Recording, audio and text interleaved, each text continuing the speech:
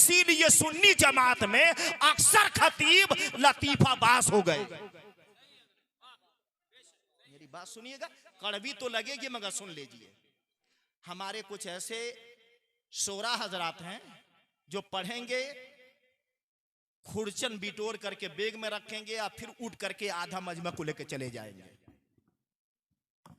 ये मैं आए दिन देख रहा हूं। मेरी बात सुनिएगा, खुरचन बिटोर करके वो तो अलग ले गए, इसी कंडीशन में उतरेंगे, इस पोजीशन में उतरेंगे कि मजमा को भी बाहर कर लेकर चले जाएंगे। सुन्नत वल जमात में आलिम तो हैं मगर उनको काबा किबला बनाकर रखा जाएगा 12 बजे 1 बजे। याद रहे कि जो ठंडी का मौसम है तो ठंडी के मौसम में 12 बज रहे हैं, 12 के ऊपर घड़ी पहुंच चुकी है और ठंडी के मौसम इसी को रख दिया जाए गर्मी के मौसम पर तो पता चलेगा इस वक्त 2:30 या 3 बज रहे हैं, क्योंकि ठंडी में काफी लंबी रातें होती हैं। तो अगर इसी को गर्मी पर रखा जाए तो इस वक्त गोया कि 2:30 या 3 बज रहे हैं, आप खुद अंदाजा लगा सकते हैं। अब बताइए ऐसे वक्त में लाया जाता है खतीब को।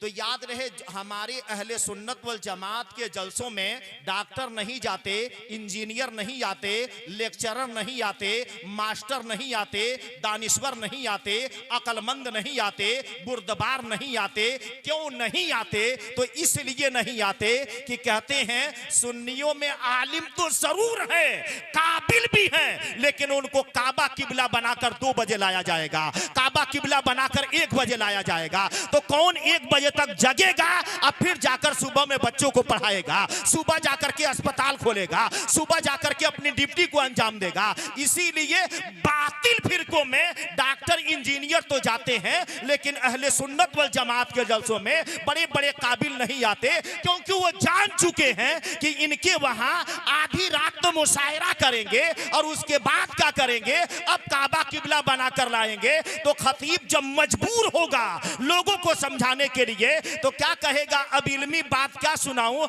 लतीफा किस्सा कहानी सुनाकर किसी तरह लोगों को जगाता है। इसीलिए सुन्नी जमात में अक्सर खतीब लतीफाबाज हो गए। मेरी बात सुनिएगा, कड़वी तो लगेगी मगर सुन लीजिए। मजबूरन हो गए वो।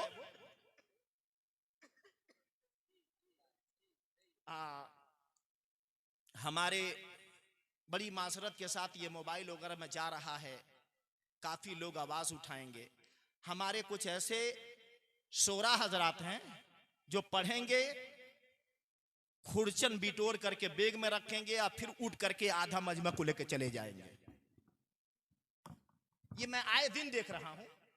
मेरी बात सुनिएगा, खुरचन बिटोर करके वो तो अलग ले गए, इसी कंडीशन में उतरेंगे, इस पोजीशन में उतरेंगे कि मजमा को भी बाहर कर लेकर चले जाएंगे। याद रहे मेरी बात सुनिए, सदरी कब पहनी जाएगी, जब अंदर कुर्ता रहेगा। आप इतना तरक्की ना कीजिए कि कुर्ता ही गायब, सिर्फ सदरी है। तो ये नात खानी क्या है, ये असल इल्म नहीं है जो नबी ने फरमाया इल्म दीन का हासिल करना फर्ज है। वो अकाइद है, वो मसाइल है, वो नाशरीफ नहीं है।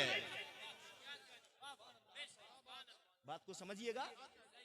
फल कब का खाया जाएगा, मेरी बात सुनिएगा, मेरी बात हजम कीजिएगा। फल कब खाया जाएगा, सूफी साहब की बिला तशरीफ फरमाए तो ये जवाब देंगे, हकीम जवाब देंगे।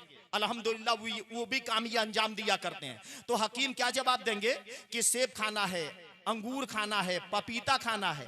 तो डॉक्टर साहब ने बता दिया मरीज को। अब मरीज क्या बोल रहा है मालूम है, सुनिए। मरीज क्या बोल रहा है कि हुजूर मैं क्या करूं, मुझे तो मेरे पास तो खाने तक का चावल आटा भी नहीं है। तो पता चला कि सेब, संतरा, अनार, फल उस वक्त खाया जाता है जब खाने से फालतू हो तो ऊपर खाया जाता है ताकि वो टॉनिक का काम करे।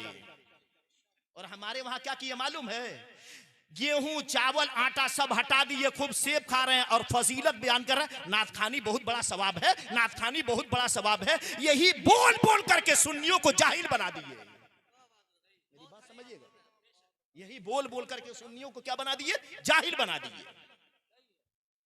आलिम तकरीर करेगा, काबिल आलिम, तब न बताएगा अकाइद क्या है, मसाइल क्या है, गरीब नमाज के बारे में कैसा अकीदा रखना चाहिए, गौसे आजम के बारे में कैसा अकीदा रखना चाहिए, अंबिया का मकाम क्या है, फरिश्तों का मकाम क्या है, सहाबा का मकाम क्या है, ताबई का मकाम क्या है, तबे ताबई का मकाम क्या है, मुजद्दिद का मकाम क्या है, उलमा का मकाम क्या है, ये तो आलिम बताएंगे। सुभान अल्लाह, अल्हम्दुलिल्लाह, माशाअल्लाह। तो ये हमारे जलसे हो रहे हैं।